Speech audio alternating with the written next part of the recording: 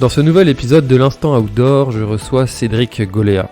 Cédric est un athlète de très très haut niveau et il pratique l'ultra trail depuis finalement très peu de temps et il est monté à un niveau d'excellence très rapidement.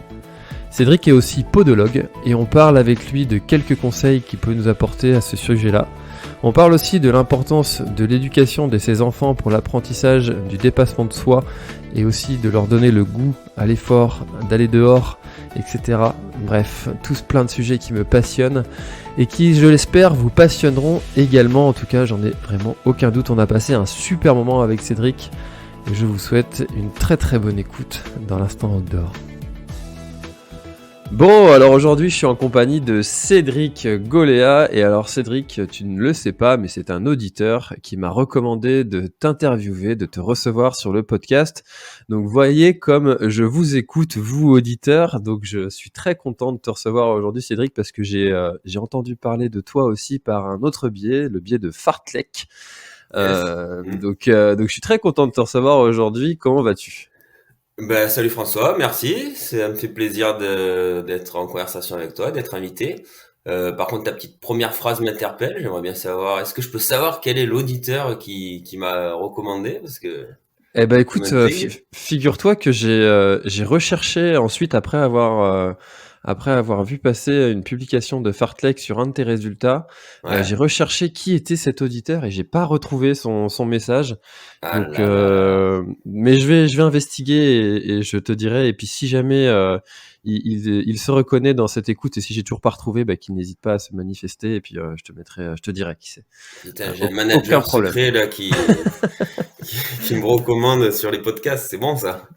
Mais en tout cas, moi, c'est vraiment une approche que j'adore. Quand c'est les auditeurs qui me recommandent de recevoir certaines personnes, j'aime beaucoup. Donc, n'hésitez pas à le faire. Et puis, même les invités aussi, quand ils me recommandent de recevoir certaines personnes aussi, j'aime beaucoup ce passage de micro un peu. Donc, c'est cool. Alors, est-ce que tu pourrais te présenter, s'il te plaît, Cédric, pour ceux qui ne te connaissent pas? Ouais. Moi donc j'ai 41 ans, bientôt 42. Je suis podologue de métier. Je suis marié, j'ai 3 enfants. J'habite sur Gap depuis, c'est pas très vieux en fait. On a déménagé sur Gap là dans les Hautes-Alpes depuis l'été dernier, depuis août 2020. Auparavant en fait, on habitait dans le sud. Moi, je suis natif, je suis originaire de la région de Marseille, donc j'habitais là-bas depuis quasiment toujours. Si ce n'est que j'ai un peu bougé pendant mes études, mais donc voilà, on était installé là-bas depuis un petit moment, et puis ça faisait un moment que ça nous trottait dans la tête, ma femme et moi, de déménager pour se rapprocher un peu plus des montagnes. Et en fait, il y a eu différents facteurs qui ont fait que ça s'est enfin fait, donc il y a 1 an et demi. Et donc voilà, on habite sur Gap, donc plus près des montagnes, c'est top comme cadre. Puis voilà, donc j'ai repris un nouveau cabinet ici, ma femme aussi, et puis on est gapancé. Donc Ta, voilà. ta femme aussi est podologue?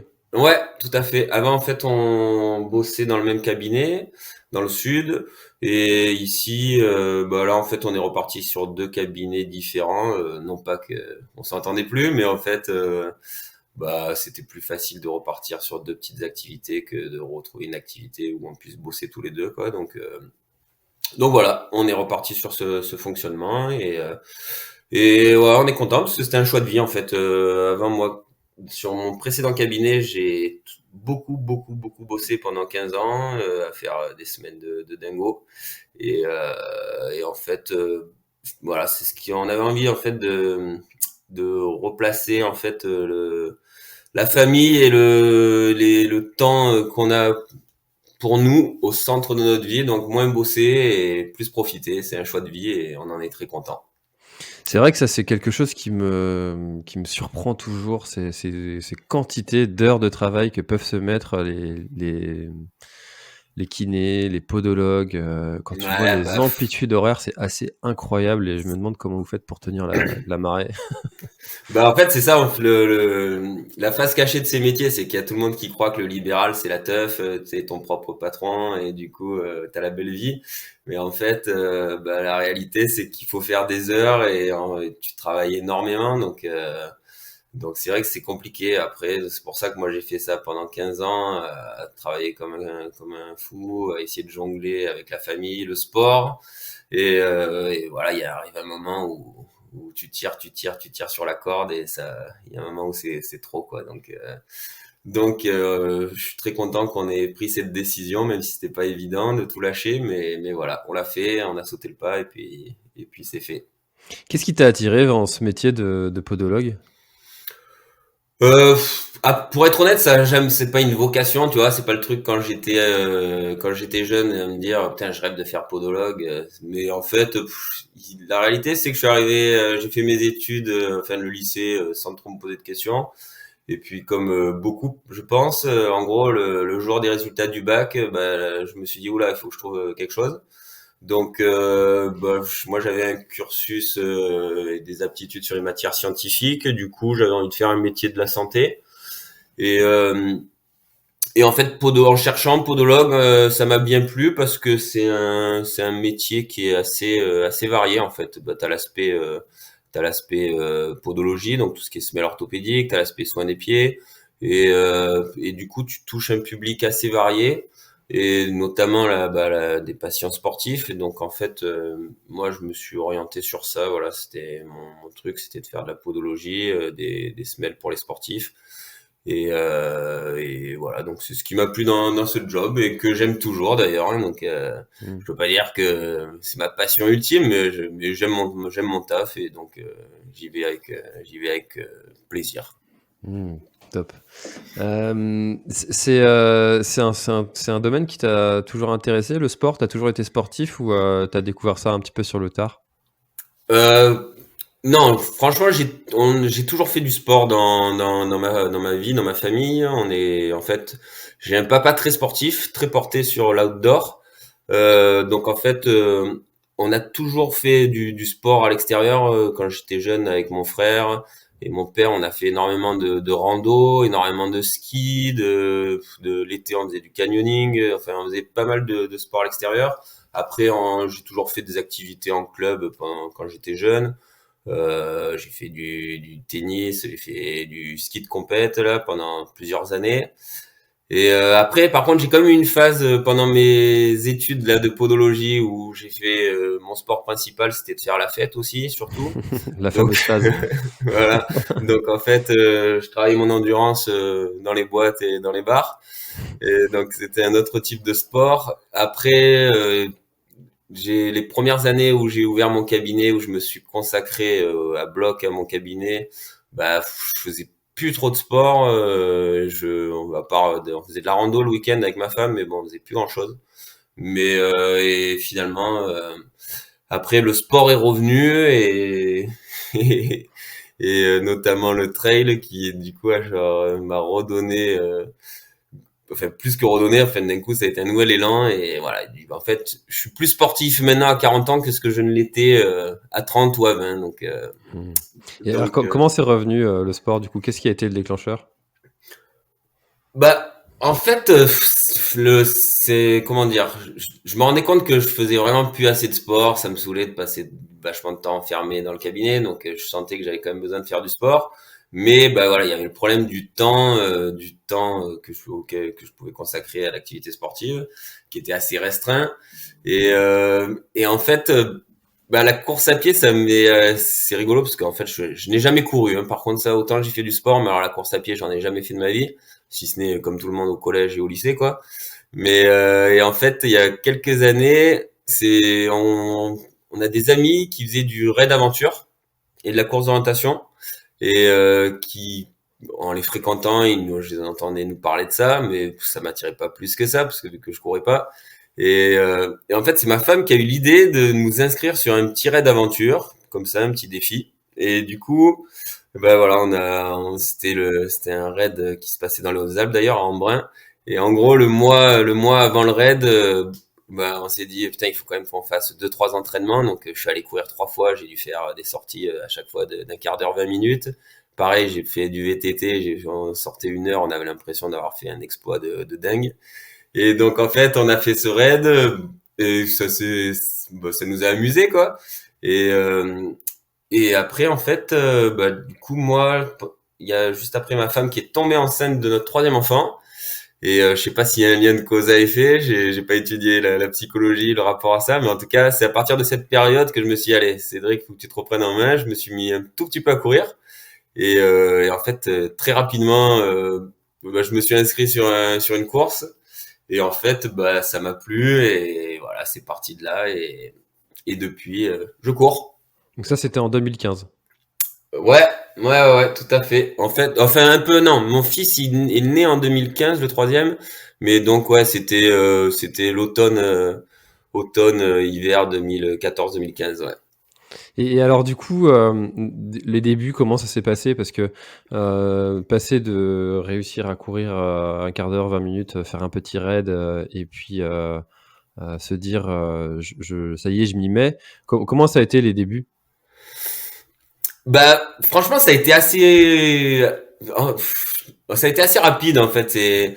On a commencé donc j'ai fait ce petit raid là avec ma femme, c'était en septembre, et d'un coup avec mon frère, pareil, qui s'est mis à courir avec moi. Et en fait, en gros, au mois d'octobre, on a accroché notre premier dossard sur un trail. Et pareil, où on s'est présenté mais sans avoir aucun entraînement digne de ce nom. Mais étonnamment, ça s'est quand même assez bien passé. Et surtout, j'ai adoré quoi. J'ai adoré l'excitation déjà de la course, parce que j'ai quand même un petit esprit de compétition que j'ai toujours eu, et ça s'est ressorti du coup. Et le fait d'être comme ça dans la nature, de se dépenser, il y a plein de choses ça a tout de suite matché quoi. Et en fait, moi je suis comme ça, c'est-à-dire dans mon fonctionnement, d'un coup quand ça me plaît, si ça me plaît, je m'implique à fond dedans. Et puis tant que ça m'excite, je suis à fond. Et après le jour où ça m'amuse plus, je passe à autre chose quoi. Mais en fait, ça m'a tout de suite plu quoi. J'ai senti que je sais pas, j'avais des entre guillemets des aptitudes pour ça, et que surtout ça me plaisait quoi de passer. Ce qui m'a plu, c'est que ça me permettait en peu de temps de couper vraiment complètement du boulot. Et c'est ce qui me plaît toujours dans la course quoi, c'est que c'est vraiment un moyen d'évasion. Et d'un coup, quand tu es dans la nature, quand tu cours, quand tu te recentres juste sur ça, sur les paysages, sur tes sensations, tu penses plus à rien ou presque. Et ça, franchement, c'est vraiment le kiff quoi. Donc voilà, c'est ça qui m'a plu. Et puis direct, du coup, j'ai commencé à enchaîner les petits dossards. Et puis j'ai très vite essayé de monter sur les distances. Et puis voilà, je me suis pas fixé en fait vraiment au départ de plan d'entraînement, de plan de progression. J'y suis vraiment allé au feeling. Et peut-être il y en a plein qui me disaient, oula, tu vas un peu trop vite direct. Mais le corps a suivi, et puis l'envie a suivi. Donc j'ai fonctionné comme ça, et puis ça l'a fait. Mmh. Tu été, le fameux entraînement au feeling, et ça, c'est ce que font la majorité des trailers, et qui est même des sportifs, et qui fonctionne, hein, pour certains, qui fonctionnent moins pour d'autres, qui ont besoin de plus de structure, plus de cadre, plus d'encadrement, plus J'ai de fait ça au début, hein. Après, par mmh, contre, quand même, j'ai pris justement Fartlek, j'ai pris Christophe? Christophe comme entraîneur. Parce que justement, j'ai voulu rentrer après dans une démarche un peu plus de performance. Mais effectivement, au début, je l'ai fait complètement à l'arrache. Et, euh, et voilà, et puis ça a fonctionné. Puis comme je te disais, c'est surtout, je le faisais en fonction de mes dispos. Donc, ce qui veut dire que vu que je faisais des longues journées de boulot, en fait, je m'entraînais le matin à 5 heures du mat, ou le soir à 20 heures. Donc, j'essayais de caler des séances quand je pouvais. Et puis voilà, franchement, ça reste quand même le côté vraiment super pratique de ce sport, quoi. C'est que tu as une paire de baskets, et puis d'un coup, si tu as un créneau d'1 heure ou d'un peu plus, tu as juste à mettre tes baskets et tu traces. Et puis voilà, c'est quand même super facile par rapport à d'autres sports. Ça fait pas beaucoup de matos à emporter quand tu pars en vacances. Carrément. Bien que après, quand tu fais des ultras, tu commences un peu à charger les valises et compagnie, C'est vrai. mais c'est vrai qu'au départ, tu peux être très light, quoi. Donc ça, c'est pas mal. C'est vrai. Après, tu te dis tout ça pour courir? Eh ben. Ouais, c'est ça. Moi, ma femme, à chaque fois, elle hallucine quand on part sur une course. Elle part avec sa petite valise et on part pour 3 jours, mais j'ai une énorme valise parce que tu prends tout, voilà, tu connais quoi, tout ce qu'il faut Hmm. pour les ultras. Donc effectivement, tu commences à être un peu plus chargé. C'est ça. Alors j'aimerais revenir sur ton esprit de compétition. Tu Ouais, disais que toi, tu aimais ça un peu la gagne. À ouais. ton avis, ça vient d'où? Parce que j'en parlais avec Hermano Di Micheli sur un autre podcast que j'ai fait, que je vous recommande. C'était un vraiment super épisode. Hmm. Et, il était un peu frustré de ça, parce que son fils avait des capacités, mais il n'avait pas du tout cet esprit de compétition. Et on parlait un petit peu de cet esprit, d'où ça pouvait venir, si ça venait de l'éducation, si c'était inné. Ouais. Pour toi, comment ça s'est passé?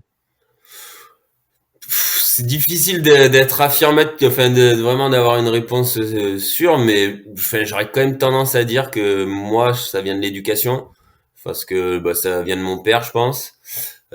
Parce que mon père est comme ça, donc il nous a transmis ça. Donc je suis habitué, en gros, comme je te disais, quand je fais les choses, moi j'aime bien les faire à fond, quoi, essayer de les faire bien. Donc que ça soit les entraînements ou que ça soit en course, d'autant plus.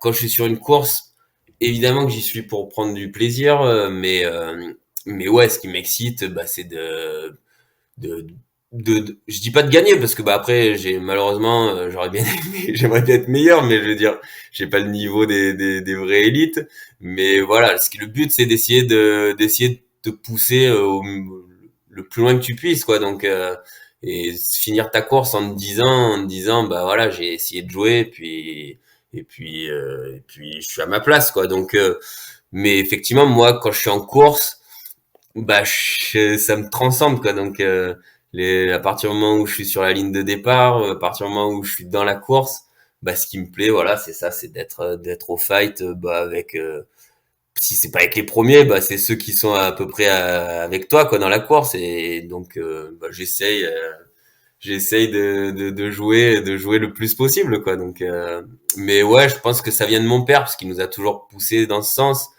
voire enfin il nous a trop poussé dans ce sens, c'est-à-dire qu'à chaque fois après une course, bah tu vois, sa remarque c'était de nous dire bon, qu'est-ce que vous auriez pu faire pour faire mieux, quoi, tu vois. Donc et Hmm. ça, malheureusement, c'est le mauvais côté, je pense, d'être compétitif, d'être compétiteur, pardon. C'est que même moi je l'ai encore, c'est-à-dire que à la fin d'une course, j'ai tendance quand même toujours à voir ce qui a pas marché plutôt que ce qui a réussi, quoi. Donc et tout le temps à se dire bon, ça se trouve j'aurais pu faire mieux, quoi. Donc c'est un peu le problème, je pense, d'être un compétiteur comme ça, c'est que si après tu pousses le truc trop loin, t'as tendance à être éternellement insatisfait, quoi, te dire merde, j'aurais pu faire mieux, quoi. Donc je sais pas, je pense que ça a des bons côtés parce que ça te pousse à essayer tout le temps de t'améliorer, quoi, tu vois. Mais après, des fois j'aimerais bien juste arriver à me satisfaire, de me dire ouais, c'est cool, t'as réussi ça, voilà, sois heureux. Et tandis que moi, en fait, je suis très content sur le moment. Et puis après, dans les jours d'après les courses, tu vois, j'essaie de repenser à ma course et de me dire, putain, là, il y a ce moment-là, ça, j'ai fait une erreur à ce niveau-là, j'aurais pu faire mieux là, à ce moment-là. Donc voilà, c'est un peu le mauvais côté de ma personnalité. Mais en même temps, c'est ce qui me pousse, comme je te disais, à essayer de m'améliorer et à me relancer direct sur l'objectif suivant en me disant, allez, next. Donc voilà. Mais est-ce que c'est pas quelque chose qui est vrai pour tous ceux qui réussissent à haut niveau, que ce soit dans le sport, dans l'entrepreneuriat ou dans ces sujets-là où ils sont des éternels insatisfaits et puis ils essaient toujours de faire un peu mieux, un peu mieux, un peu mieux et puis c'est là que tu arrives à un niveau d'excellence? Qu'est-ce que tu en penses? Ouais, ouais, je pense que t'as raison. Je pense que, comme je te dis, c'est quelque chose qui te pousse à vouloir tout le temps t'améliorer. Donc, t'as peut-être raison, effectivement. Peut-être que c'est un point commun à tous ceux qui veulent essayer d'être performants dans leur domaine, quel qu'il soit, quoi. Donc, Mmh. peut-être qu'effectivement, un aspect de la personnalité qui est nécessaire quand tu veux essayer d'être bon, quoi. Donc Donc, je pense voilà, c'est une qualité, mais qui des fois te bouffe un peu de l'énergie dans ton cerveau, quoi. Ouais, si je Donc comprends c'est ce que tu veux dire de toujours vouloir se remettre en question et puis d'essayer de chercher des réponses où là, des fois, il y en a peut-être pas forcément en plus. ouais, bah ouais, Heu, carrément. Mais tu mmh, vois, c'est souvent ma femme le dit, ou même bah, Christophe me le dit, c'est que j'arrive pas, tu vois, même quand je fais une bonne course, un bon résultat, bah, j'arrive pas à rester assez longtemps sur juste cet état d'euphorie. Tu vois, l'euphorie, elle reste trop de courte durée, alors que même quand ça a bien réussi, tu vois, tu devrais juste essayer de surfer sur cette vague de bonheur. Et voilà, ben, j'arrive pas à la faire durer très longtemps, quoi, cette vague de bonheur, quoi. C'est-à-dire que je suis content, mais voilà, rapidement, je me dis, bon, allez, et qu'est-ce que j'aurais pu faire de mieux? Et puis, je me projette déjà sur la course d'après, alors que, bah, il faudrait savourer peut-être des fois un peu plus longtemps les réussites, quoi. Mais bon. Et après, voilà, comme tu me posais la question, effectivement, peut-être que que c'est un point commun à tous ceux qui essayent à tous ceux qui essayent de s'améliorer ou de performer dans leur domaine. mmh Je ne sais et pas. tu vois, là, je suis en plein dans ce sujet-là parce que je suis aussi, papa de 2 enfants, bon la plus jeune a 7 mois, donc je suis pas encore Hmm. dans les sujets du sport et de la performance, mais le mon Ouais, grand, il a bientôt 5 ans.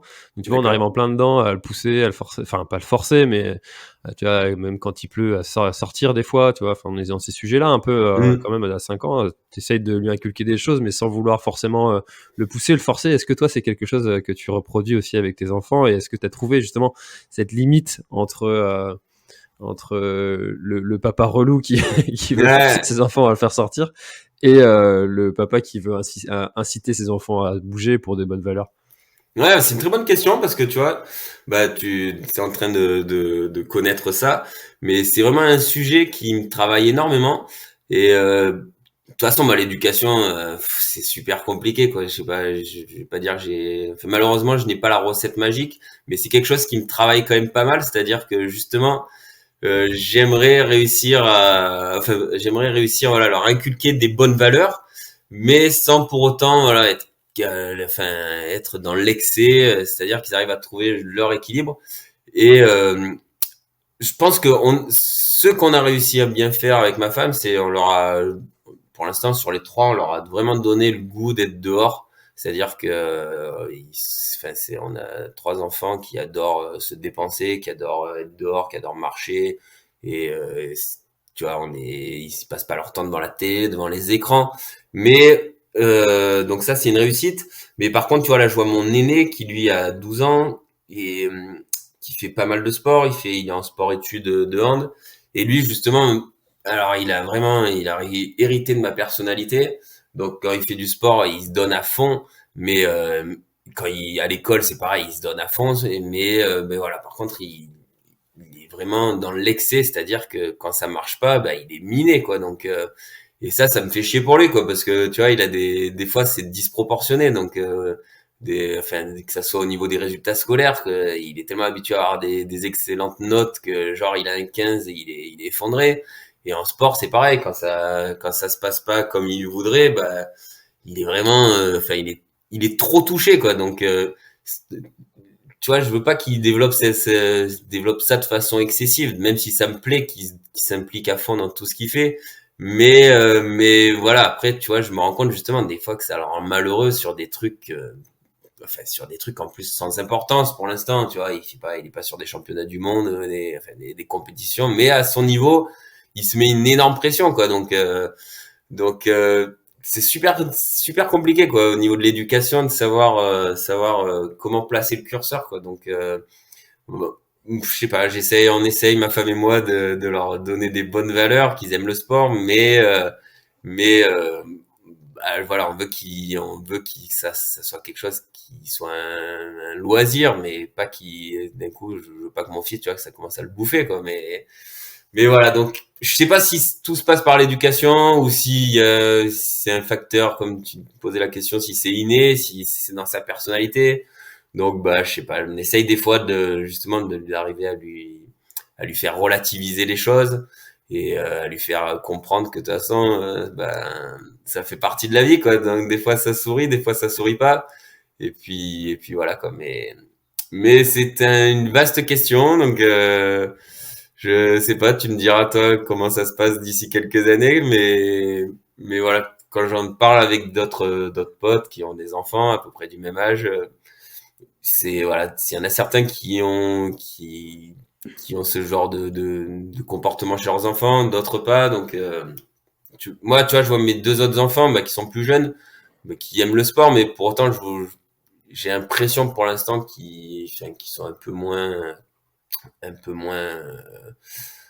moins dans cet excès là de soucis de performance que mon aîné. Donc pourtant, on les a à peu près éduqués de la même façon, je pense. Donc voilà, je pense qu'il y a un facteur lié à l'éducation et un facteur inné. Ouais, c'est tout n'est jamais tout blanc, tout noir. Ouais, c'est ça, ouais, c'est ça. C'est la vie, quoi. Hein. Donc, c'est justement ce que je lui dis régulièrement à mon fils, hein, c'est que, tu vois, la vie, c'est comme ça. Tu maîtrises pas tout, et puis, il y a des choses sur lesquelles tu peux maîtriser et influencer, et d'autres sur lesquelles, tu ne peux rien faire, et il faut apprendre à accepter. Bon, en tout cas, je pense qu'il y a beaucoup de parents qui nous écoutent, qui aimeraient avoir ton problème de ton enfant qui a un 15 et qui est pas satisfait, Ouais, plutôt que. ouais, non, mais c'est clair, non, mais c'est clair que il y a certains parents qui ont d'autres soucis à gérer, Bien donc sûr. ouais, non, non, évidemment, je vais pas me plaindre hein, sur ça, mais Non, non, j'imagine. voilà, ce que je te dis, c'est juste, je veux pas que ça le bouffe, quoi, Bien c'est tout. sûr, bien sûr. Alors j'aimerais qu'on passe sur le sujet du coup de l'augmentation de tes résultats, tes Ouais. performances, de ton entraînement. Mm. Comment ça s'est passé du coup suite à tes premières courses? Est-ce que ça a été, tu nous as dit que ça avait été quand même assez rapide, Ouais. mais à quel point ça a été rapide? En gros, pour te donner une idée de progression, comme je te disais, j'ai commencé à courir en gros fin août. J'ai fait mon premier trail avec mon frère. C'était en octobre. On en a enchaîné un deuxième 15 jours après. Et en gros, pendant tout l'hiver, j'ai fait des 20, des 30 bornes là. En fait, dans le sud de la France, il y a un challenge des trails de Provence où t'as pas mal de courses. Et l'avantage du sud, c'est que tu peux courir toute l'année. Donc voilà, je fais pas mal de courses. Et donc à l'été qui a suivi, j'ai fait mes premiers trails format marathon. Et à la fin de l'été, j'ai fait mon premier 60 bornes. Donc tu vois, voilà, au bout d'un an de pratique, j'ai fait un 60 bornes. Et donc une fois que j'ai fini ça, j'étais super content. Et donc là, du coup, c'est là que je me suis dit, j'ai envie d'aller tester plus long. Et donc je me suis inscrit au tirage au sort pour le 90 du Mont Blanc et j'ai été pris. Donc en fait, l'été suivant, voilà, j'ai fait le 90 du Mont Blanc. Donc voilà, en gros, il s'est passé 2 ans entre mon premier footing de 10 minutes et mon premier ultra de 90, le 90 du Mont Blanc. Et Mmh. après, ça a été vraiment une course révélation et ça a vraiment marqué un virage important dans ma pratique. Et à partir de là, voilà, là, je me suis dit, je veux aller encore plus loin. Et donc, c'est là où j'ai basculé vraiment sur les ultras. Donc, Et alors qu'est-ce qui s'est passé sur cette course? Pourquoi c'était une révélation plus qu'une autre? c'était mon premier ultra déjà en termes de distance. C'était ma première course en montagne parce que comme je te disais, je courais dans le sud, donc je sais pas si tu connais un peu le sud, mais c'est pas la Bretagne, on a quand même des collines. Mais bon, Attention, cet j'arrive. épisode va couper dans le 3, 2, 1. Non, tu vois, on a des petites collines, quoi, mais c'est pas de la montagne, quoi. Donc, 90 du Mont Blanc, déjà, putain, t'arrives, moi, c'est la première fois que j'allais à Cham, t'arrives dans cette vallée, mais c'est monstrueux, quoi. Tu vois, t'es entouré de monstres, t'as le Mont Blanc, bien sûr, mais voilà, c'est un environnement de dingue. Et puis, cette course, premier départ dans Cham, où cette ambiance particulière, et la course, je sais pas si tu l'as déjà faite, mais elle est quand même magnifique. Et franchement, toute la course, je l'ai fait avec vraiment, j'avais aucune expérience ultra, mais je l'ai fait en détente totale et avec le smile. Et ça a été vraiment une expérience incroyable. Et et j'ai fait quand même franchement un bon résultat. Et et voilà, tout ça fait l'environnement, l'aventure que ça représente de courir aussi longtemps, la part d'inconnu. Et puis, comme je t'ai dit, bah, vu quand même que je cours un peu aussi pour la performance, couplé à un résultat quand même satisfaisant, ben voilà, c'est là où d'un coup je me suis dit, c'est ces courses que je veux faire, quoi. C'est pas les courses de 20-30 bornes où juste tu t'arraches la gueule. Bah, ça m'excite moins. Moi, ce qui m'a plu, voilà, c'est ça, c'est ce côté long, ce côté découverte d'un spot et découverte de toi-même, de tous ces états par lesquels tu passes que tu ressens pas sur une course de 20 bornes, quoi. Donc voilà, tous ces facteurs ont fait que cette course, elle garde quand même une saveur vraiment très très particulière pour moi. Et l'émotion que t'as quand tu finis un ultra, bah c'est pas du tout la même que l'émotion que t'as quand tu finis une course courte, où t'es juste content bah, d'avoir fini, de ton résultat en lui-même ou pas. Mais sur un ultra, bah quand tu franchis la ligne, ça a quand même une saveur particulière. Et donc et cette course, en plus, bah, il y avait ma femme, il y avait mes deux enfants, parce que le petit, il avait 1 an, donc on l'avait pas embarqué. Mais voilà, tu vois, de partager ça sur les ravitaillements, de partager l'émotion sur la ligne d'arrivée, bah, tous ces facteurs ont fait que cette course, elle a vraiment été mémorable et elle m'a donné surtout envie de basculer sur ces formats et sur plus long, quoi. Et voilà, c'est ce que j'ai fait depuis. C'est vrai que pour beaucoup, le trail et l'ultra notamment, c'est une tranche de vie. On appelle ça souvent comme Ouais, ça, il se passe tellement de trucs. ouais, c'est Heu, ça qui est fou, tu vois, sur ces courses, bah, ceux qui le font, ben, le savent, quoi. C'est-à-dire que, comme tu dis, c'est une aventure plus qu'une course et tu passes par tellement d'états et même avec la petite expérience que j'ai, ben, c'est encore toujours le cas, quoi. C'est-à-dire enfin, quel que soit ton niveau, quel que soit ce que tu vises, quand tu es au départ d'une course comme ça, tu sais jamais ce qui va se passer. Donc c'est ça qui est vraiment excitant dans l'ultra, enfin moi qui me plaît en tout cas.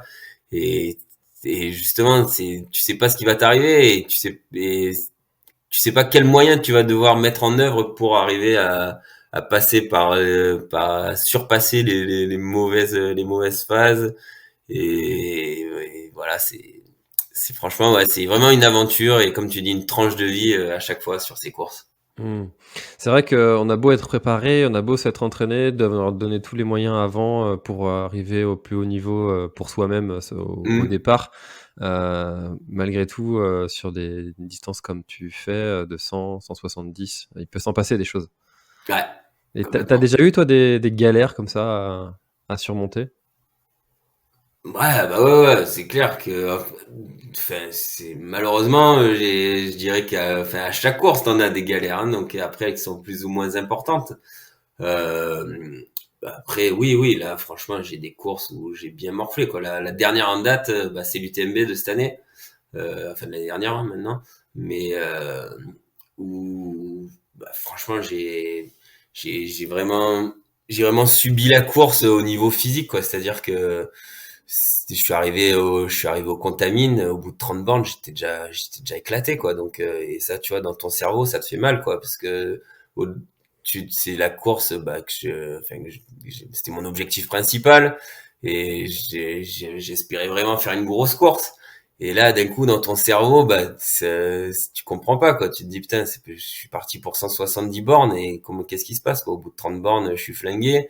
Et, donc, t'essayes de te calmer dans ton cerveau justement en te disant tu sais que l'ultra c'est ça, que ça va passer, que c'est une mauvaise phase. Et puis après, bah, quand tu commences à te rendre compte que la mauvaise phase, eh ben, elle s'éternise et qu'elle passe pas, ben, là d'un coup, enfin, c'est compliqué quoi à gérer au niveau, bien sûr au niveau physique parce que bah, tu dois composer avec la douleur et la méforme, mais et au niveau mental quoi, tu dois te dire tu te poses plein de questions, quoi. Tu vois, tu cogites dans ton cerveau à te dire, mais est-ce que ça en vaut la peine? Enfin, t'as la tentation de l'abandon, quoi. Donc, d'un coup, tu dois te convaincre que ça vaut le coup de continuer et trouver voilà, des sources de motivation et voilà. Donc, Des galères, ouais, bien sûr, j'en ai connu plein, des galères physiques, des galères, des soucis digestifs. Ça, c'est aussi un point, c'est un peu un point faible chez moi, même si je commence à trouver un petit peu des facteurs d'amélioration. Mais voilà, j'ai des petits pépins de ce genre. Après, j'ai jamais eu de grosses galères plus graves que ça, quoi. C'est-à-dire que c'était des défaillances physiques, c'est tout, hein. Donc, c'est jamais que du sport, hein. Donc, c'est ce que j'essaie de me dire justement quand je suis dans ces états. Donc, je suis pas non plus au bord de la mort ou je suis pas en train de canner, quoi. Donc, mais ouais, non, mais voilà. L'ultra, c'est ça. Et ton coup de moins bien au 30e, tu le mets ça sur quel compte? Départ, trop rapide ou Non, non, non? en fait, je pense que j'ai fait, franchement, là, pour le coup, comme je te disais, j'essaie souvent d'analyser ce qui s'est mal passé. Donc là, pour le coup, mon UTMB 2021, je l'ai analysé pendant 2 mois après, hein, donc, mais, je pense qu'en fait, j'ai fait plein d'erreurs dans ma préparation. En fait, la première erreur, c'est que j'ai fait une course de prépa, Trail Verbier-Saint-Bernard, je sais pas si tu connais, Ouais, c'est qui en se passe en Suisse. Suisse. Ouais, ça se passe début juillet. Et Très ouais, beau ça, trail. franchement, c'est vraiment un énorme morceau. C'est une course, ouais, c'est un gros trail. Mais vraiment, c'est une course que je recommande d'ailleurs. Mais c'est pas une course que tu fais en préparation de l'UTMB parce qu'en fait, déjà, c'était quand même que à 6 semaines de l'UTMB, 6 ou 7 semaines, je sais plus. Donc assez proche. Le truc, ça fait 120 bornes avec 8500 de dénivelé. Donc le ratio, il est quand même copieux et c'est hyper technique.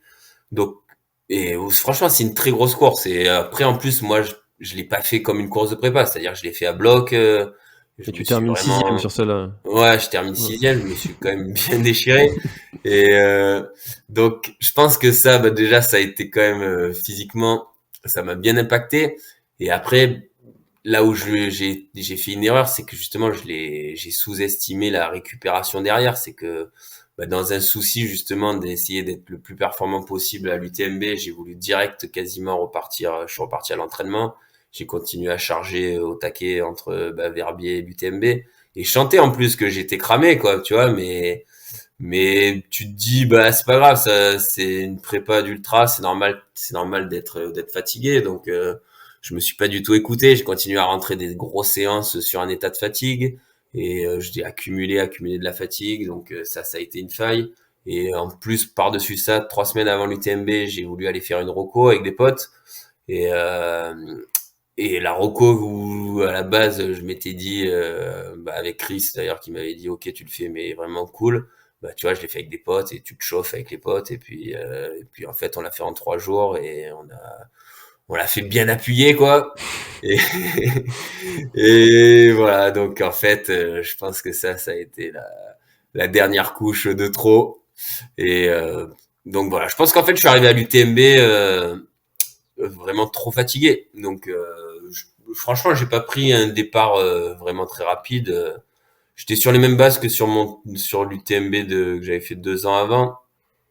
Mais la différence, c'est que, tu vois, pour tenir ce rythme-là jusqu'au Contamine, je sentais que déjà c'était poussif, quoi. Donc, euh, donc ça, j'aurais peut-être dû, je sais même pas si j'avais déjà temporisé d'entrée, si ça aurait changé quelque chose, mais je pense que le mal était, le mal était plus profond, que j'avais un état de fatigue qui était trop important, donc je l'ai payé quoi sur cette course. Mais après, enfin, ce qui est paradoxal, c'est que pour autant, tu vois, j'ai souffert au niveau physique comme jamais j'ai souffert sur une course. Et du coup, j'ai dû vraiment aller chercher loin au niveau mental. Et, et après, tu vois, à l'arrivée, mon temps, pour autant, il est quand même correct, quoi. Tu vois, j'ai amélioré mon temps. Donc c'est ça qui est fou, c'est que je me dis, putain, dans cet état, j'ai réussi à faire ce temps. Donc, forcément, tu te dis, faut que je le refasse une fois au moins l'UTMB et il y a moyen, enfin, il y a moyen d'améliorer. Mais après, on en revient à ce qu'on disait juste avant, c'est que pour autant, l'ultra étant tellement pas une science exacte, tu sais même pas, enfin, si ça se trouve, je reviens, je change ma prépa, j'arrive moins fatigué, j'arrive plus en forme et puis il va se passer autre chose et au final, ça se trouve, je ferai un moins bon temps. Donc, il y a rien de sûr dans ce sport, mais voilà, encore une fois, c'est ça qui est bon. Ouais, c'est ça, tu peux très bien te taper un coup de chaud, coup de froid, une hypo, Ouais, enfin, il peut se passer tellement de choses, un caillou qui traverse la route, tu shootes dedans, tu t'exploses le pied, ouais, enfin voilà, ouais, non, mais complètement. C'est c'est pour ça, il y a ouais, aucune certitude, mmh, mais que tu sois François Daen ou que tu sois le dernier de l'UTMB, bah, t'as tout ce lot d'incertitudes, quoi. Donc, c'est ça qui est bon dans ce sport, c'est que tout le monde est sur la ligne de départ, tout le monde est au même niveau, en tout cas au même niveau de questionnement. Après, évidemment, il y a des variations de performance qui sont énormes, mais voilà, personne n'est sûr d'aller au bout dans ces courses, donc c'est ça qui est bon. c'est ça et c'est tout l'art aussi de la programmation et de l'entraînement, c'est de trouver justement ce Ouais. juste milieu entre, la fatigue et le surentraînement et le juste entraînement. Et je pense que pour tous ceux qui débutent, c'est quelque chose qui est très compliqué à doser en fait, surtout quand tu as pas d'entraîneur qui vient te donner des conseils. Hmm. Toi, quel serait, peut-être, si tu as des débutants qui veulent se lancer sur le trail comme ça, sur l'ultra trail, quels seraient les conseils que tu leur donnerais, pour justement, réussir à doser comme ça? Ou j'imagine que tu dois avoir aussi des patients dans ton cabinet qui te posent ce genre de questions, Ouais, qu'est-ce complètement. qu'est-ce que tu leur dis? Alors en fait, c'est ça qui est rigolo, c'est que moi, pour le coup, comment dire, je suis justement quelqu'un qui a tendance à vouloir tout le temps en faire plus à l'entraînement et à pas écouter vraiment mon ressenti de fatigue. Mais inversement, par contre, quand j'ai des patients qui me posent des questions, des copains ou ma femme, justement, j'ai tendance à leur tenir le discours inverse, un discours raisonnable et que je ne m'applique pas suffisamment des fois. Mais oui, le conseil évidemment que tu peux donner à n'importe qui veut se lancer dans le trail et encore plus dans l'ultra, c'est d'avoir bien sûr qu'il faut s'entraîner, bien sûr qu'il faut bouffer de la borne, bien sûr qu'il faut faire des blocs, mais il faut aussi évidemment respecter une progressivité dans ton entraînement, respecter des phases de récupération et euh, et puis et écouter. Puis après, évidemment, ce qui est important, c'est écouter ton corps. Si quand t'as des bobos, et il y a plein de choses à faire de bien, quoi. Il y a bah, tout le monde te va ressortir les mêmes choses, mais oui, il faut faut croiser au niveau de l'entraînement, faut faire du vélo, faut faire quand t'habites à la montagne du ski, faut faire du renforcement musculaire, mais voilà, après, je fais quand même partie des gens qui pensent aussi surtout qu'il faut quand même aussi écouter tes envies, quoi, parce que c'est ça qui est dur, en fait. Il faut arriver à trouver un dosage entre tes envies, et puis, essayer d'avoir une pratique, qui soit un petit peu raisonnable, quoi, mais, franchement, moi-même, tu vois, ça fait pas non plus 100 ans que je cours, mais j'ai pas encore trouvé la sagesse pour arriver comment dire, à respecter tout le temps ce genre de petits conseils, quoi. Donc, c'est, je pense que là, on en revient toujours au même point, ce qu'on disait au début, c'est que ça dépend aussi de ta personnalité. Donc, il y en a certains qui vont vouloir borner comme des porcs, et puis il y en a d'autres qui vont au contraire être un peu plus raisonnables. Donc, c'est après, voilà, il faut se rappeler que tu joues aussi pas avec ta santé, parce que tu te mets pas en danger, mais bon, si tu veux durer dans ce sport, bah voilà, il faut savoir un peu être raisonnable pour pas te cramer trop rapidement, quoi. Donc C'est vrai voilà, que ce sera toujours plus dangereux de rester dans son canapé que, on est d'aller d'accord. dehors. Ouais, ça c'est sûr. Mais, c'est extrêmement difficile, je trouve, ce dosage et cette raison qui est à trouver parce que, par exemple, en ce moment là, j'ai une petite tendinite du releveur. Ouais, Heu, ça me fait mal, mais ça va quoi, c'est pas, ouais, bah enfin, c'est je suis pas ça. en train de me tordre de douleur. Alors est-ce que je continue? Est-ce que j'arrête? Est-ce que je change? Tu vois? C'est Mais, complètement ça. Ben, c'est je pense qu'en plus, encore plus, quand tu commences à faire de la longue distance, ben tu développes un côté un peu, bon, je dirais pas maso, mais en tout cas, tu développes ta résistance à la douleur.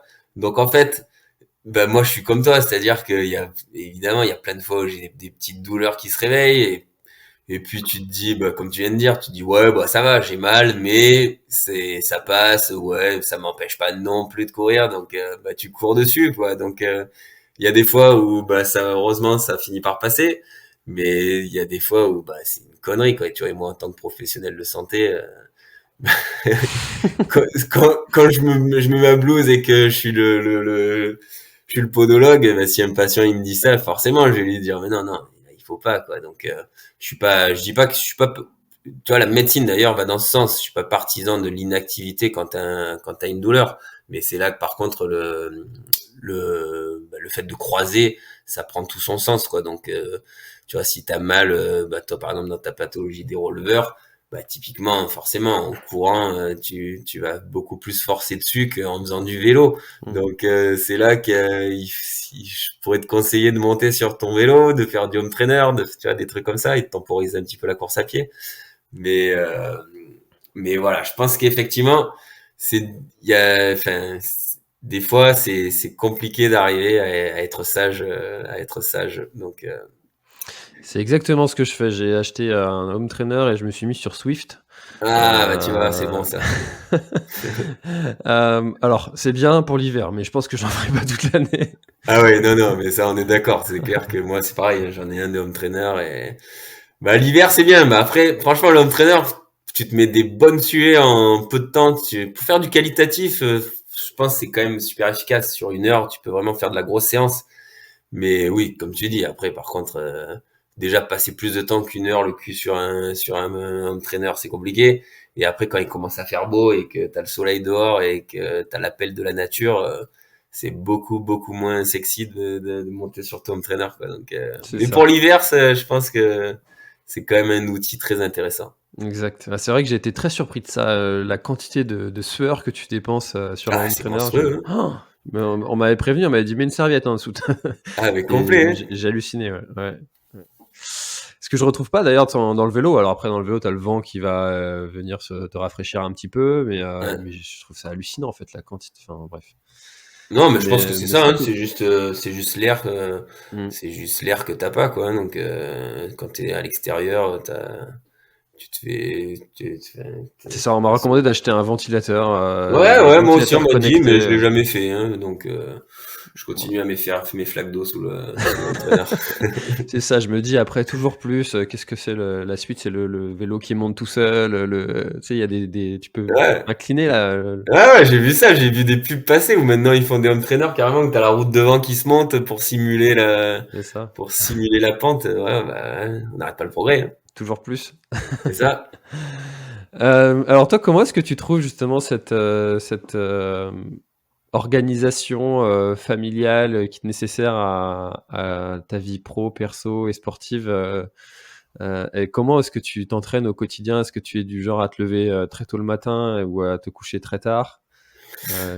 Tu comment? Ouais, de toute façon, ça, ouais, ça c'est clair que c'est bah, tous ceux qui ont une vie de famille et un travail et qui font ce sport qui est quand même assez chronophage quand tu fais de l'ultra particulièrement, bah doivent jongler avec tout ça, quoi. Donc moi en fait, je suis quand même plutôt, enfin de plus en plus d'ailleurs, j'ai plus de facilité à m'entraîner tôt le matin plutôt que tard le soir. Donc ça ça me dérange pas en fait, même si ça me fait mal au moment où le réveil sonne, mais je préfère franchement mettre un réveil à 5 heures ou à 5h30 et d'aller courir le matin, plutôt que le soir. Franchement, quand tu rentres du taf, moi, à 19h, 20h, j'ai de plus en plus de mal à me motiver. Donc si c'est pour aller faire un petit footing, tu vois, ou un petit truc à la cool le soir, bien sûr, ça passe. Mais par contre, faire de la qualité le soir, j'y arrive plus, quoi. J'y arrive de moins en moins. Donc en fait, généralement quand j'essaie de faire des séances un peu qualitatives, bah j'essaie de me les faire le matin, juste avant d'aller au taf. Et et puis après, bah voilà, dans les phases de bloc, de préparation, où j'essaie de faire du bi-quotidien, bah voilà, le matin je fais ma séance qualité, et le soir ou le midi, si j'arrive à le faire entre deux patients, bah voilà, je fais la séance plus d'endurance. Et après, bah après le week-end, j'essaye de faire évidemment du plus long, quoi. Mais moi, après, ce qui est important, c'est évidemment, en aucun cas, je vais sacrifier ma famille, évidemment. Donc, ça reste une priorité. Donc, je fais pas non plus, je fais rarement des entraînements hyper longs, quoi. Donc, même quand je fais des sorties longues, quand je prépare des ultras, ça dépasse rarement 4-5 heures, quoi. Donc, sur le samedi ou sur le dimanche, ben, voilà, en gros, j'essaye de caler ma sortie longue, le matin, quitte à la commencer tôt, pour pouvoir consacrer l'après-midi à ma famille, et le dimanche, pareil. Donc, voilà. En gros, c'est pour ça que je fais pas des volumes monstrueux, hein, par rapport à ce que peuvent faire d'autres. Donc, mais ouais, je fonctionne comme ça, et puis ça me satisfait. Et ça, c'est quelque chose que j'avais essayé de faire à un moment, ça de me lever plus tôt le matin, mais Hmm. j'étais fatigué en fait au bout de 3 semaines. J'ai trouvé ça très dur en fait de se lever comme ça à 5 heures, 5h30. Ouais. Ça, c'est quelque chose qui, toi, c'est passé, ça, cette fatigue-là, ou ton corps s'est habitué, ou est-ce que tu as dû te faire mal au début et puis tu t'es habitué, ou est-ce que ça a Non, pris non, longtemps pour franchement, que je ça? dirais que c'est même plutôt l'inverse. Bah, je pense quand même que je fais partie des gens qui ont pas besoin de beaucoup dormir. Donc ça, j'avoue que c'est une chance. C'est-à-dire que je suis pas quelqu'un qui a besoin de beaucoup d'heures de sommeil. Donc, en fait, quand j'ai commencé ce sport, en plus, bah, dans la mesure où je te dis, j'avais un cabinet où je bossais à mort. Bah, en gros, les alternatives, elles étaient restreintes. Donc, bah, c'était soit tu te lèves tôt, soit tu cours pas. Donc, bah, voilà, je suis parti sur ça. Et puis en fait, j'ai pris cette habitude, et franchement, enfin non, j'ai pas dû me faire violence plus particulièrement. Donc après, bah j'entends que ce que tu me dis là, ouais, c'est clair que celui qui est habitué à se lever plus tard, je peux imaginer que ça génère de la fatigue assez rapidement après du coup de se lever tôt. Après, chacun trouve son fonctionnement, et surtout trouve qu'on doit composer avec les créneaux dont il dispose. Donc, je te dis pas que si j'avais le choix, je préférerais courir juste tous les jours le midi, entre midi et deux là, et ça serait plus confort que de me lever tôt le matin. Mais, mais pour moi, voilà, je te dis, c'est plus une habitude à prendre, et puis voilà, évidemment, le réveil il est à 5h30, tu couines un peu quand tu l'entends, t'as pas envie, mais franchement, je sais pas, moi, à chaque fois, après, une fois que je suis sorti, bah, déjà, au bout une fois que t'es dehors, bah, le plus dur est fait, après, t'es lancé, c'est parti. Et puis surtout, après, ça me met bien, moi, pour la journée, tu vois, ça me met un bon sentiment de satisfaction, surtout si t'as réussi à caler une belle séance, que t'as réussi à faire ce que tu voulais. Bah après, tu vois, ça te met, je suis dans un bon feeling après pour aller au cabinet, et puis après, c'est parti, quoi, la journée, comme c'est lancé. Et puis, la fatigue, je la ressens pas. Après, le soir, évidemment, d'un coup, par contre, je suis pas du genre à me coucher tard, quoi. Donc, en gros, je me couche le soir vers 10h30, 11h, quoi. Mais voilà, je me couche pas, je suis pas du genre à veiller super tard le soir, quoi. Donc, moi, je pris ce fonctionnement, et je te dis, ça me va bien. Le soir, je trouve ça vraiment de plus en plus, par contre, je sais pas si c'est l'âge, mais le soir, j'ai de plus en plus de mal à vraiment à me sortir les doigts, quoi, à faire des séances où il faut se faire mal. Je trouve ça dur, quoi, le soir. Donc, Hmm. voilà, franchement, moi, je suis dans ce fonctionnement, et je pense que j'ai trouvé, c'est ce qui me correspond le mieux. C'est vrai, je trouve ça aussi très dur après manger là de ressortir, surtout quand il fait nuit. Ah non, mais alors après manger, c'est encore pire. Non, moi, moi après manger, c'est mort là. Non, moi quand je t'ai dit je vais m'entraîner le soir, c'est en gros je sors du cabinet, je vais me changer, et puis je pars direct m'entraîner. Non, si par contre si je me mets à table, et que je bouffe, non mais là, même pas en rêve. Là, je redémarre plus. Là, c'est fini. Donc non, non, je pense que si tu veux t'entraîner le soir, il faut le faire, avant de manger, hein, sinon, enfin, en tout cas pour moi, je sais que c'est impossible, hein. Une fois que j'ai mangé, là d'un coup t'as la digestion qui te tombe dessus, la fatigue, et là c'est mort de chez mort. Ouais, et puis après, il y en a certains, ça leur perturbe Le le sommeil? sommeil après derrière, Ouais, de faire une séance assez tard. ouais. C'est un équilibre à trouver, encore une fois. Ah, c'est compliqué.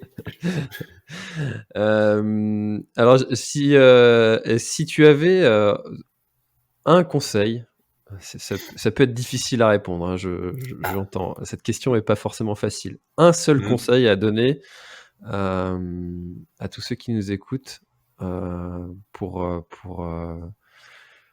tant que podologue, pour les pieds, pour conserver ses pieds, pour prendre soin de ses pieds, euh, pour les bichonner. Comment est-ce quel serait-il? C'est compliqué comme question. Un conseil, Le plus important. après, c'est variable en fait en fonction des individus parce que évidemment, tu as le conseil de préparer tes pieds, tu sais, pour éviter les ampoules, etc. Mais ça, bah, ça dépend des gens. Tu vois, moi, en tant que podologue, je prépare jamais mes pieds. J'ai jamais d'ampoule, donc tu vois, je vais pas te dire que Moi c'est non le plus. plus important, mais il y en a certains pour qui ça va être primordial parce que c'est le genre de petit truc qui va te pourrir une course complètement si ça t'arrive. Mais sinon, d'un point de vue plus global, si, ouais, allez, je vais te donner un conseil, c'est en fait, il faut muscler ton pied. Tu vois, ça, le pied, pour un coureur, c'est évidemment primordial. C'est-à-dire que ton pied, en fait, eh ben, si tu veux qu'il soit efficace, bah, c'est comme tes quadris sur lesquels tu fais des squats et compagnie pour les muscler. Et ben, ton pied, il faut le muscler. On a bah, je vais pas rentrer dans les détails parce que c'est un vaste sujet sur lequel on peut s'étendre très longtemps. Mais en gros, on a des muscles au niveau du pied, ça s'appelle les muscles intrinsèques du pied. Et bah, en fait, c'est des muscles que tu peux renforcer. Et c'est eux qui vont te permettre d'avoir un pied beaucoup plus fort. Et si tu as un pied fort, et ben, tes appuis, évidemment, ils sont bien meilleurs. Ta foulée, elle est bien plus efficace. Et du coup, bah, si tu as une foulée plus efficace, bah forcément, ton rendement il est meilleur, ta performance elle est meilleure. Et voilà, c'est à partir de là, bah forcément, même si tu vises pas la victoire à l'UTMB, bah tu seras meilleur. Et donc ça sera aussi une chose qui te feront éviter d'avoir des blessures sur les étages au-dessus, quoi. Donc, si ton pied il est plus fort, bah forcément il est plus stable. Tes genoux, ton dos, en fait, tes articulations, elles vont moins en souffrir au-dessus, quoi. Hein. Donc, voilà, s'il y a un conseil que je peux donner, c'est ça, c'est faire des exercices pour muscler ton pied. Et ça, c'est un truc que j'ai découvert pendant le DU de trail. C'est Camille Bruyat qui a été intervenante Ouais. sur le DU, Mmh. qui est kiné et formatrice pour la clinique des coureurs, Mmh. qui nous avait montré des exercices que tu peux faire avec le pied et que Mmh. font les danseuses étoiles. Ouais. Et j'avais trouvé ça hallucinant, en fait, les trucs que tu peux faire avec ton pied, je pensais pas que c'était possible. Ouais. Et j'avais trouvé ça assez intéressant. Bon, après, je le fais pas, hein, mais il faudrait, tu as raison. Ah ouais, non, franchement, enfin, ouais. Après, je te dis ça, je le fais pas souvent, quoi, mais j'ai des périodes où d'un coup, ça va me reprendre et je vais le faire un peu plus. Mais ouais, dans l'idée, c'est quelque chose à faire, quoi. Dans ta préparation globale, là, dans ta PPG, bah, ça doit faire partie. Si tu rajoutes ça, bah, franchement, ça sera un vrai plus, quoi. Mmh. Donc, mais après, voilà, c'est évidemment, ça fait chier tout le monde, hein, le renforcement, les étirements, ce genre de petits exercices. Bah, on est tous pareils, quoi. C'est-à-dire que nous, ce qui nous plaît, c'est d'aller courir, hein, mais pas de passer du temps sur un tapis à faire ce genre d'exercice. Donc, on a tous tendance plus ou moins à zapper ce genre de truc. Mais si, voilà, en tant que conseil, si on veut essayer de faire les choses bien, ben voilà, moi je te donnerais ce conseil. Mmh. Très bien. Eh ben, prenez note. Voilà. Après, franchement, vous regardez. Ouais, ceux qui veulent un peu plus se pencher sur le sujet, tu trouves ça sur Internet, tu trouves des exos là pour faire ce genre de petits exercices. Ou alors après, bah, tu te rapproches de ton kiné, tu te rapproches de ton podologue s'il est un peu formé à la podologie du sport. Et puis voilà, tu trouves deux, trois exercices que tu peux facilement mettre en place. Pour regarder ABCD du coureur, c'est pas mal ça. C'est des petits exercices Hmm. de travail de la foulée aussi, qui musclent le Ouais. pied aussi, qui sont pas mal. Ouais, mais je te dis, ouais, sur le site de la clinique du coureur, tu dois trouver ça. T'as pas mal de bouquins où tu trouves ce genre de trucs, de petits exercices que tu peux mettre en place. Yes. Bon, s'il y avait une course que tu devais garder en mémoire et qui serait la plus belle de ta vie, sauf l'UTMB, tu dirais Ah quoi? putain, j'allais dire l'UTMB, merde! Bah, c'est trop facile. Ouais, c'est trop facile, putain, c'est tellement pas original. Euh, Quand j'ai vu l'UTMB dans la liste, je me suis dit, je vais dire sauf l'UTMB parce que sinon, c'est sûr que ça va ouais, ressortir. t'as raison. Comme je t'ai dit tout à l'heure, en fait, moi, dans mon parcours personnel, le 90 du Mont Blanc, il garde une saveur particulière. Après, si je dois recommander une course, franchement, c'est compliqué. Euh, c'est- Tu veux dire moi personnellement dans mon parcours, celle qui m'a le plus marqué ou une course que je recommanderais à des gens? C'est quoi que tu... Une course qui t'a le plus marqué de par toi, ton vécu, les paysages, Hmm. ce que tu veux.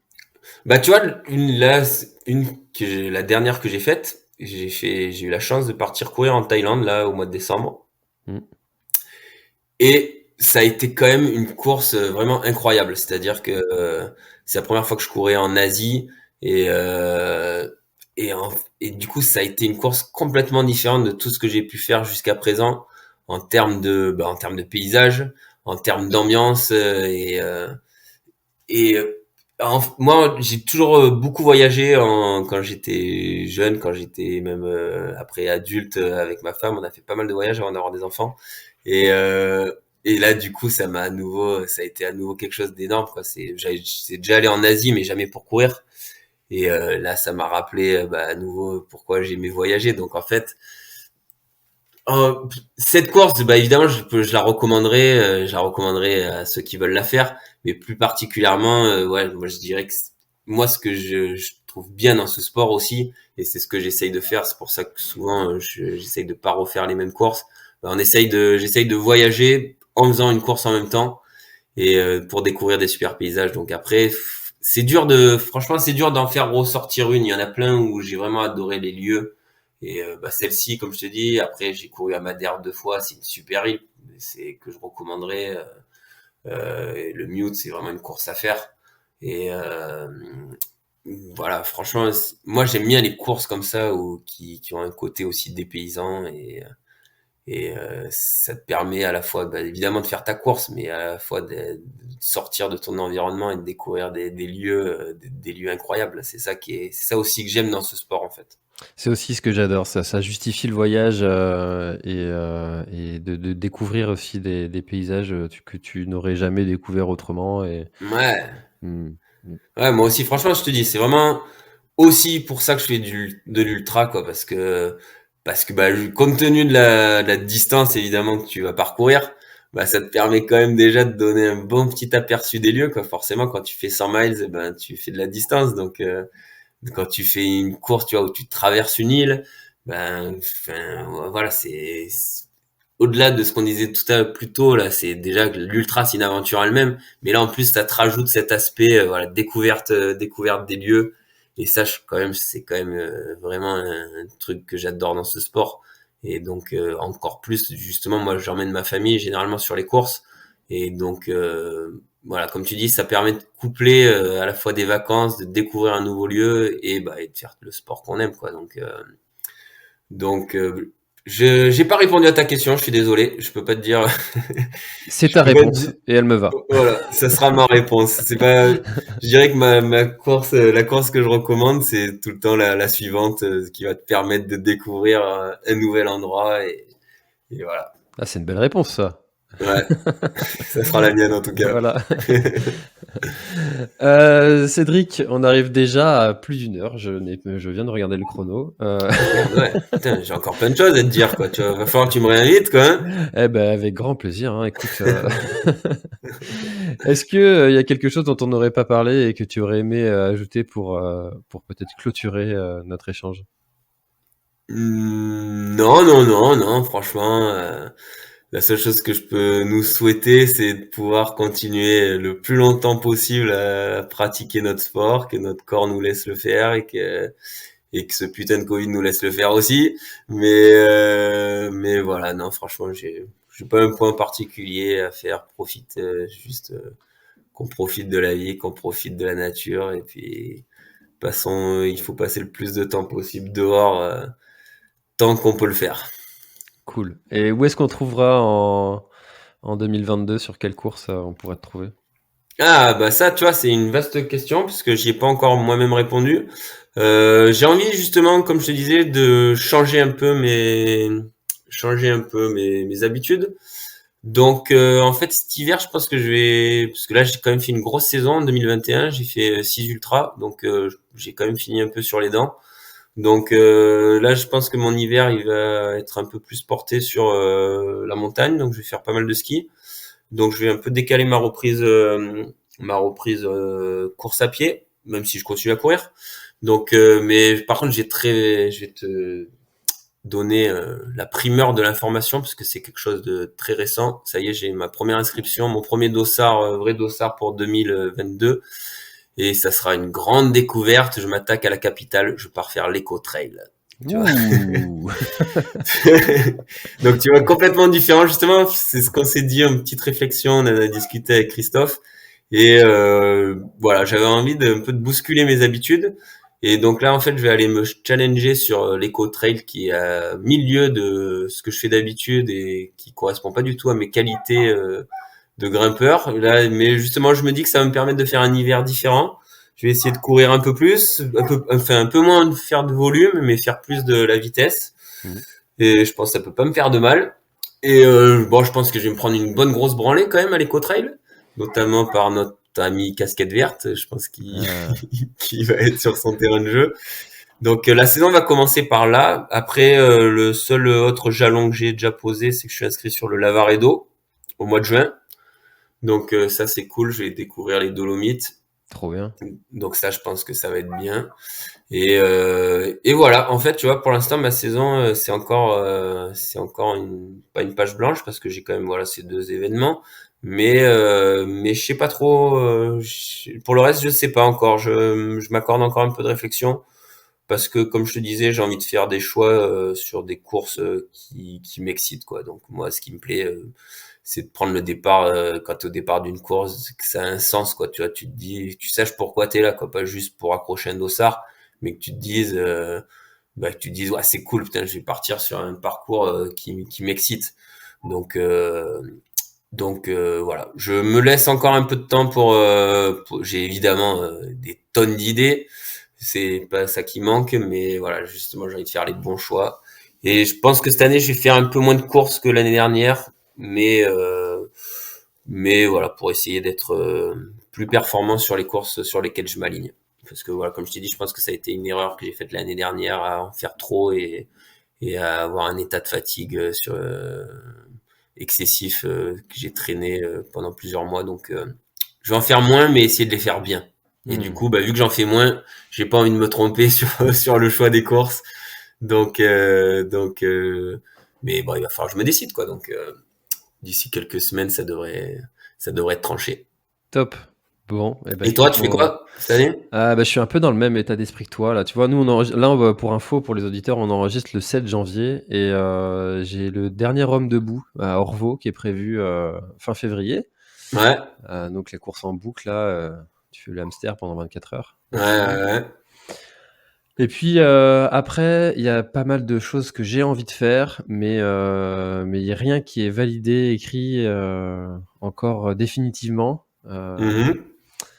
Voilà, donc mais je serai sûrement aussi à La Réunion en octobre. Ah putain, ça c'est bon. Moi ça, tu vois, ça fait partie des courses évidemment que j'aimerais faire, mais là il y a un petit problème de budget quoi, parce que comme je t'ai dit, quand on se déplace sur les courses, je me déplace en famille, donc forcément le voyage à 5 à la Réunion, Ah, ça il se pique. budgétise quoi. Donc je le ferai un jour, ça c'est sûr, parce que ça fait partie des courses à faire, mais voilà, c'est malheureusement, je pense que cette année ça va pas passer encore au niveau budget, donc Hmm. mais ouais, c'est cool si tu vas là-bas. Tu as déjà été? Oui, j'étais l'année dernière, en 2021, j'y étais pour faire la communication pour le Bretagne Ultra Trail et je pense que je vais retourner pour ça. Mais je me la garde, la Diag, pour quand je serai vraiment prêt, parce que je fais un peu comme toi, je fais pas souvent, pas 2 fois les mêmes courses. Ouais. Donc j'aime bien aller découvrir d'autres courses ailleurs. Et puis quand t'en fais une, ça veut dire que dans les 2 mois avant, 2 mois après, il y en a pas d'autres en général, Ouais, théoriquement. théoriquement. Et donc je me la garde vraiment pour quand je serai vraiment prêt, parce qu'elle est vraiment, vraiment hardcore.